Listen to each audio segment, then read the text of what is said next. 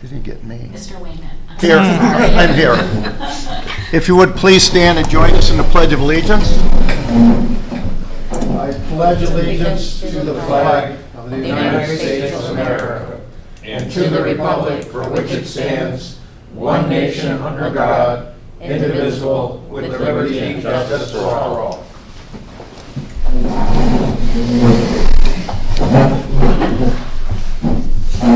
Okay, for tonight's meeting, this is under new business.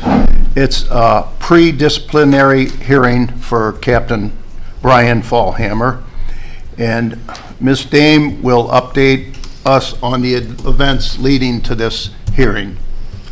Yes, Mr. Chairman, I will go through the notice of charge for you. The collective bargaining agreement between the Madison Fire District and the Madison Firefighters Association, IAFF Local 3141, in effect from January 1st, 2023 through December 31st, 2025, specifically provides procedure for discipline pursuant to Article 33, Sections 33.01 through 3307, and pursuant to Section 3302, Captain Brian Fallhammer has been provided with notification that disciplinary action of being demoted to firefighter is being contemplated, and he has been entitled to an opportunity to be heard before further disciplinary action proceeds. The purpose of this pre-disciplinary hearing is to give Captain Fallhammer an opportunity to offer an explanation of the alleged misconduct, the details which have been specified in the notice of charge. Captain Fallhammer, you are being afforded an opportunity to have a union representative present, and I see that Lieutenant Brewer is with you. And you and your representative will be asked to respond to the allegations of misconduct as they've been outlined in your notice. The following specification of charges have been proffered as a result of an internal investigation. Written copy of the charges was provided and served to Captain Brian Fallhammer on June 16th pursuant to Section 3302. So it provides further charge one with regards to our policies, Section 100.00P7I.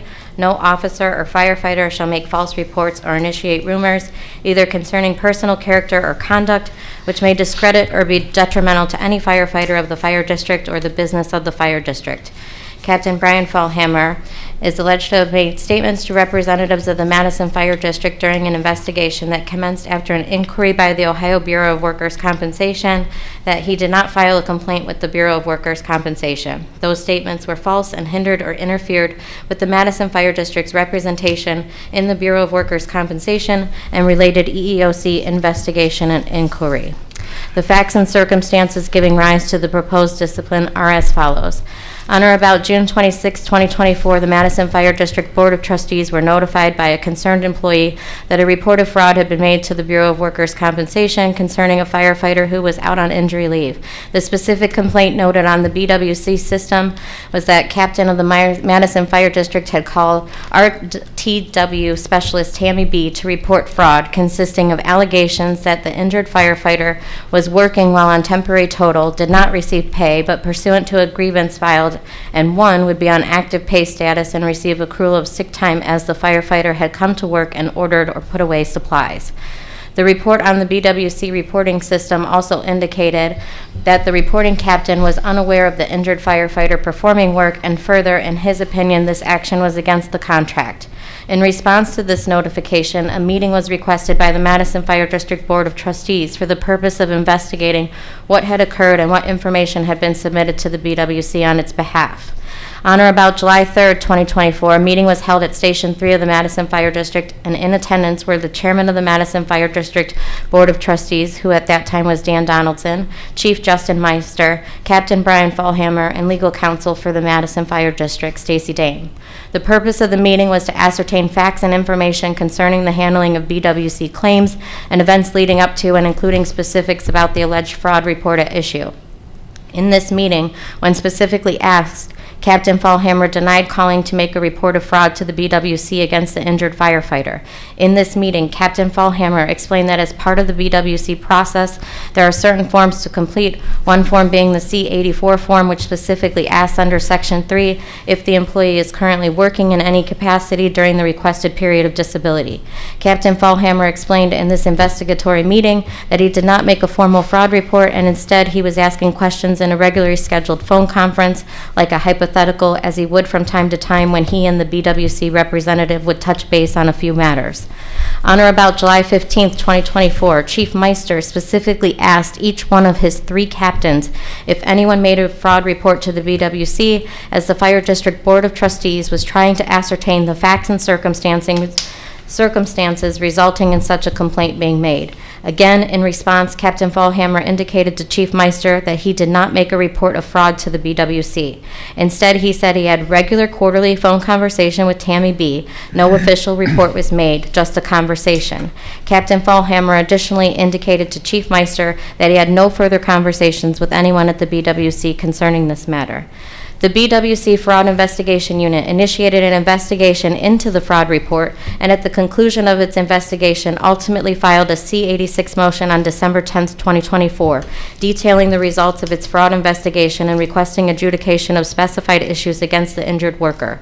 The Madison Fire District and the injured firefighter were successful in arguing that no fraud occurred and in getting the Ohio State Industrial Commission to understand what had transpired with the handling of the injured firefighter's workers' compensation claim. On or about January 2nd, 2025, at 10 o'clock a.m., Captain Fallhammer met with investigator Stephanie Landgraf. In this meeting, the investigator specifically inquired about the fraud report, and again, Captain Fallhammer denied making a report. Instead, Captain Fallhammer offered a consistent explanation. Captain Fallhammer explained that he may have mentioned in conversation some questions that if something had happened, how would he fill out a form, but did not indicate at any time that he made a call and reported any fraud. The investigator relayed that she even asked Captain Fallhammer that if circumstances indicated that fraud was occurring, that the district would have an interest in reporting it and an obligation to do so, so there would be no reason to not be forthcoming about any alleged fraud. The investigator indicates that Captain Fallhammer agreed with that position, but Captain Fallhammer at no time during the investigation indicated that he made a report of fraud to the BWC. The Madison Fire District Board of Trustees relied upon the statements that Captain Fallhammer made regarding the non-report of fraud.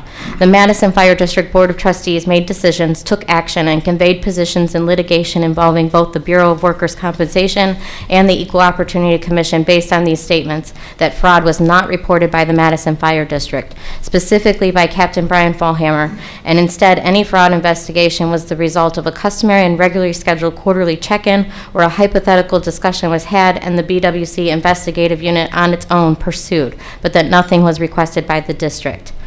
On April 11, 2025, Captain Fallhammer wrote an email communication that contained the following statement, quote, "As you are aware, in my capacity as captain and previous authorized representative for our BWC account, I reported concerns of potential BWC fraud involving an employee. This matter was appropriately referred to the Bureau of Workers' Compensation, and a special investigation was initiated. Since then, the BWC has found cause and the case has been progressing through the legal system," end quote. This was the first and only time that Captain Fallhammer has indicated to the Madison Fire District Board of Trustees or its representatives that he made a report of potential concerns of BWC fraud involving an employee.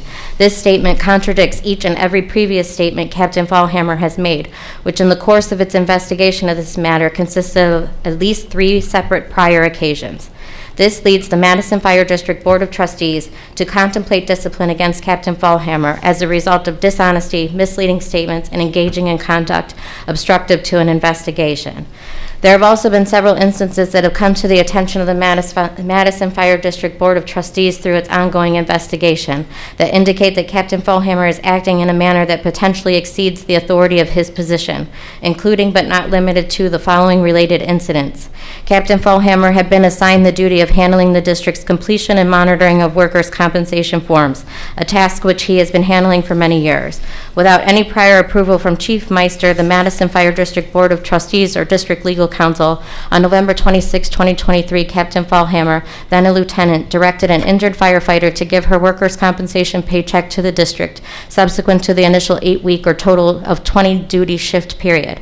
This action was a contributing factor to the BWC fraud investigation and was problematic for both the district and the employee.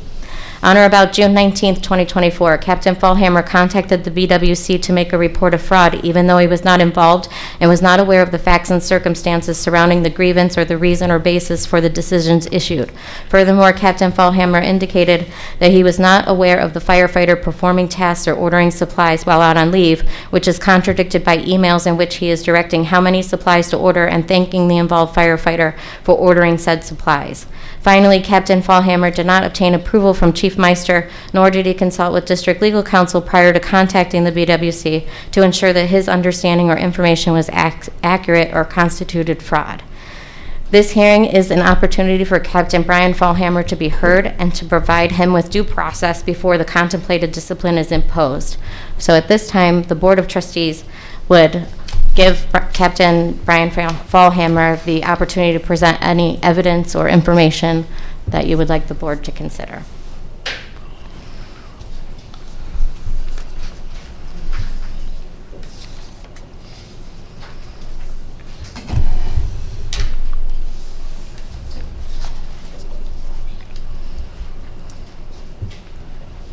I'd like to thank you guys taking time out of your busy night to show up here and deal with this situation. Sorry about that.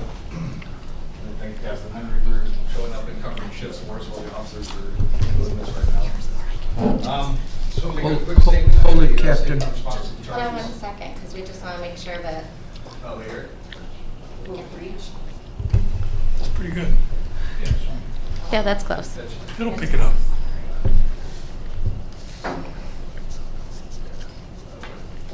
Sorry, Captain. Go ahead.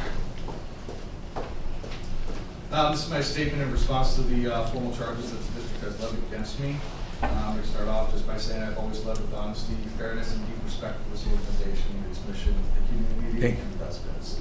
I'm sorry, I'm still having, You still having trouble hearing me, Mr. yeah. Would it be possible for you to just Yeah, move no, one over table? here, Over here. Yep. I'm sorry about that. I was having trouble hearing it too. A little harder hearing as well too sometimes. I don't think it's on. I don't think it was on it. It doesn't, that's all right. Let me sit down. That's all right. May-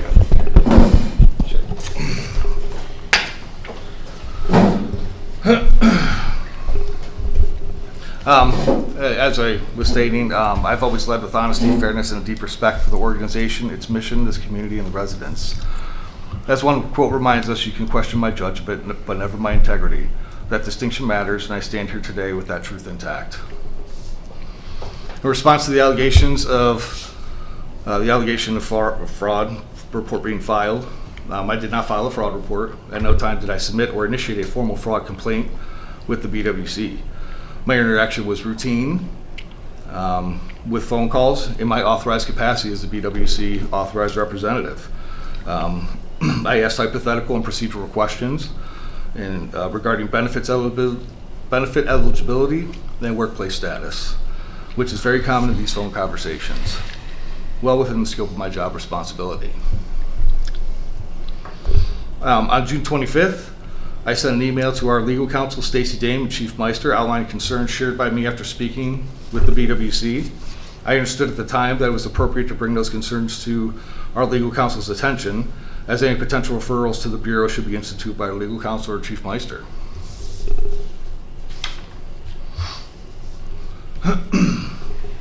The BWC elected to open an investigation based on its own internal protocols. While I did not participate in a routine call with the BWC in my capacity as the district's authorized account representative, I did not submit a formal complaint or request an investigation. Any resulting inquiry and the subsequent C-86 motion were initiated solely by BWC, not by the Madison Fire District, and certainly not by me. On at least 3 occasions, July 3rd, July 15th, and January 2nd, I clearly stated that I did not file a formal report of fraud.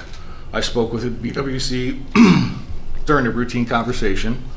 I had no intention of launching an investigation, especially since this would be the Chief Meister's and legal counsel's responsibility to determine. Each of the statements was truthful and consistent and did not vary. In regard to the April 11th email, it was a poorly worded summary, not dishonesty. The single statement referenced in my April 11th email, I reported concerns of potential BWC fraud, was intended to reflect that I discussed a concern during a standard compliance call, not that I initiated a formal investigation. If clarification was needed, I should have been offered the opportunity to explain before such a severe conclusion was drawn. As the account representative, I would have had to submit a formal report to the BWC or a signed affidavit to the BWC alleging the allegations, and this would have been documented by the BWC. Also, as the authorized BWC account representative, it is my duty to communicate regularly with the BWC.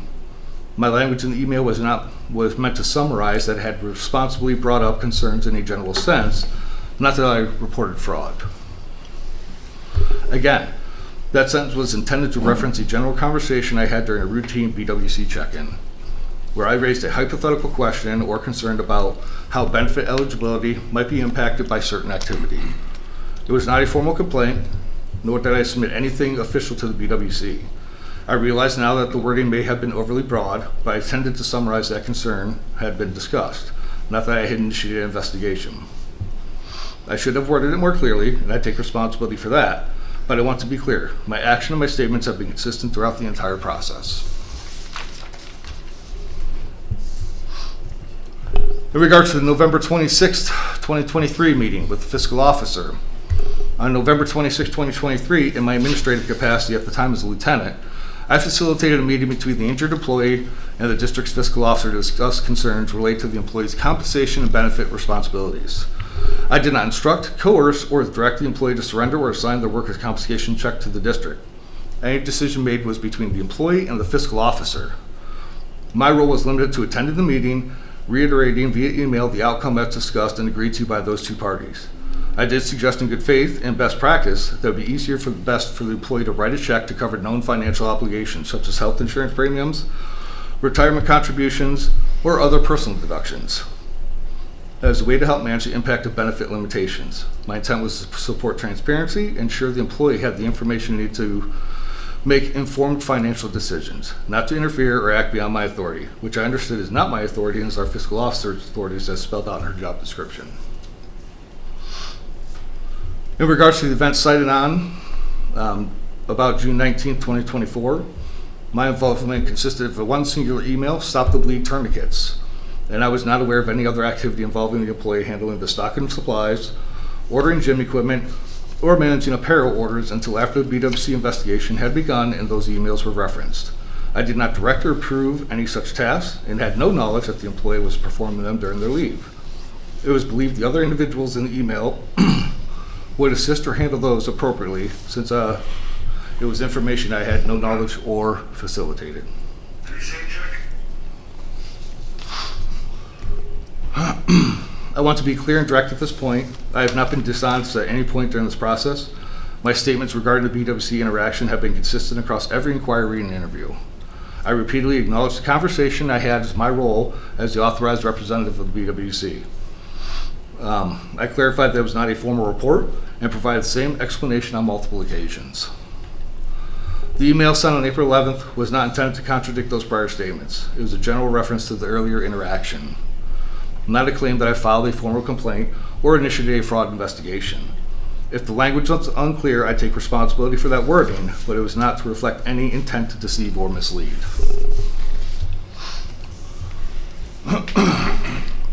To now suggest that I was dishonest based on a misinterpretation of one sentence after I was truthful at every step mischaracterizes my actions and my integrity. I ask that this board carefully consider the distinction before concluding I engaged in misconduct or dishonestly. Lastly, throughout my time with the Madison Fire District, I have served with integrity, professionalism, and commitment to the department's mission. I have never acted with dishonesty or malice, and have always made decisions in good faith in accordance with my responsibilities. I respectfully request the board withdraw this proposed discipline and restore due process, fairness, and trust in our internal systems. Okay, does anyone have a question for him? Or want anything clarified, any comments? Okay, thanks, Brian. Thank you. At this time, I think we would move into an executive session. Stacy, would you read that? Yes, it's a motion to move into executive session to discuss personnel, specifically to discuss employment, dismissal, discipline, demotion, compensation, and complaints against public employee per Ohio Revised Code 12122G1, with the possibility of business afterwards if any decisions need to be made, or if the board wants more information, then you guys can decide where you want to go. Okay. Did you want to submit anything? Did you want to submit your letter, or did you just go in with your oral? I can submit my letter. Up to you, I'm just asking before we go to executive session.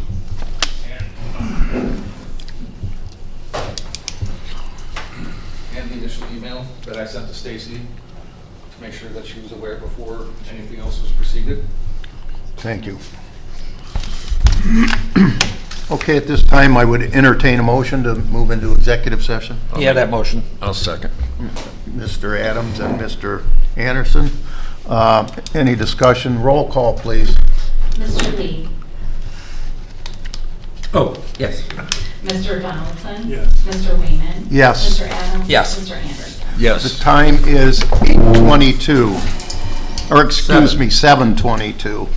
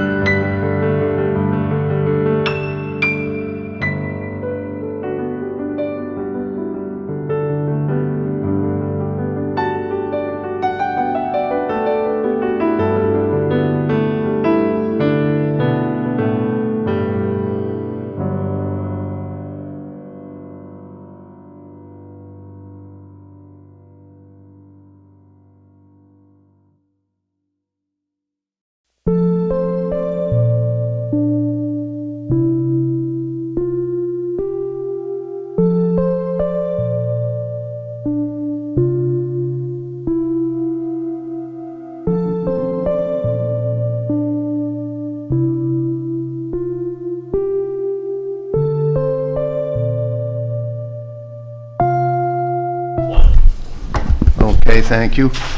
We met in executive session.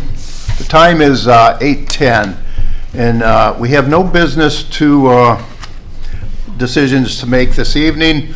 We'd like to gather a little more information on this subject, and we're going to do that. And at this time, I would entertain a motion to adjourn. I'll make that motion, Mr. Chairman. Is there a second? Second. Roll call, please. Mr. Adams? Yes. Mr. Anderson? Yes. Mr. Lee? Yes. Mr. Donaldson? Yes. Mr. Wakeman? Yes, time is 8:11. Okay, gentlemen.